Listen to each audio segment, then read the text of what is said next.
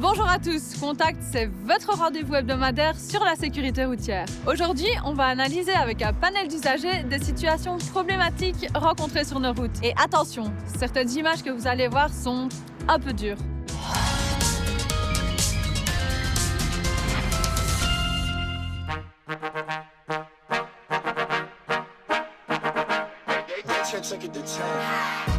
Attention, ces images peuvent choquer et posent d'ailleurs de nombreuses questions. Oh, ils sont pas bien, rien qu'à voir ça. Ouais. Paf, paf. Oh Les voilà et le hop. capu. Aïe, c'est terrible de voir ça. Elle s'est relevée, mais mon Dieu. L'autre, il s'est pas relevé. Ou le La cyclo. trottinette, eux, passent, il est vert, ils ne doivent pas être là. Ils ont le temps de passer devant la voiture, mais arrivés sur la bande de gauche, sont fauchés par un scooter. Tellement de choses qui vont mal dans la vidéo. Ils ne le voient pas et c'est tout. On voit, il n'y a pas de frein, il n'y a rien du tout. Non.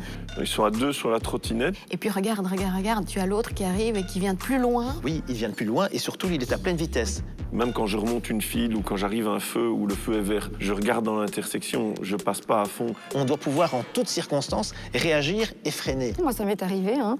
Quelqu'un qui a déboulé d'un parking mais à toute vitesse, tu dois pouvoir t'arrêter. Parfois, c'est ça, on va vite se dépêcher. Il ne faudra surtout pas qu'on l'ait à l'orange et qu'on freine. Hein. Alors ici, les usagers de trottinettes sont effectivement en tort, mais le conducteur du scooter aurait dû moduler sa vitesse. Il y a plusieurs facteurs à prendre en compte pour ça, c'est d'ailleurs prévu par le code de la route. Il s'agit de la présence ou non d'usagers vulnérables, l'état de la météo, la disposition des lieux, la densité de circulation, l'état de la route, l'état de votre véhicule, l'éventuel chargement que vous transportez et aussi de manière générale la visibilité. En adaptant votre vitesse en toutes circonstances, ça vous permet d'avoir le temps de réagir à des imprévus et d'éviter les dangers ou les accidents, comme c'est le cas ici. On doit redoubler de prudence. Oui. En tout cas, on espère que tout le monde va bien. C'est Damien qui nous a envoyé cette vidéo. Qu'est-ce qu'il fout là? Il y avait mis son clignoteur. Il précise que l'automobiliste a fait demi-tour sur l'autoroute pour rejoindre la sortie. La situation est difficilement compréhensible. On voit pas très bien ce qu'il fait. C'est que quand c'est pas bien indiqué, c'est pas évident quand même. Après, tu sais bien que la bande du milieu, tu coupes pas. C'est super dangereux, là. Mais tu sais que j'ai déjà vu ça, hein.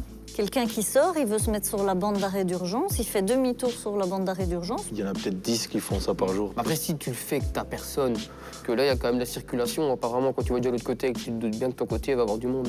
Pour moi, il doit y avoir quand même un retrait de permis. Donc, tu prends ton mal en patience et t'attends, malheureusement. C'est vrai que faire demi-tour sur l'autoroute, c'est chaud quand même. Alors, une personne qui fait demi-tour dans ces circonstances-là, heureusement, ce n'est pas très courant. On est sur autoroute, c'est quelque chose de strictement interdit, comme les marches arrière, comme emprunter les raccordements transversaux. Ce sont des infractions du 4e degré. Ça veut dire qu'on ne vous envoie pas une amende à la maison, on vous convoque au tribunal et vous allez perdre votre permis de conduire et devoir repasser celui-ci. Donc c'est à prendre très au sérieux. On ne fait pas des demi-tours, des marches arrière sur autoroute, c'est absolument à proscrire. Tu vois, je savais pas qu'il y avait un 4e degré. C'est encore plus grave que ce que je pensais. Ah oui, tout à fait. Merci d'avoir été avec nous. Si vous avez des questions, envoyez-les nous en scannant le QR code qui s'affiche en bas de votre écran. Quant à moi, je vous dis à la semaine prochaine et d'ici là, bonne route!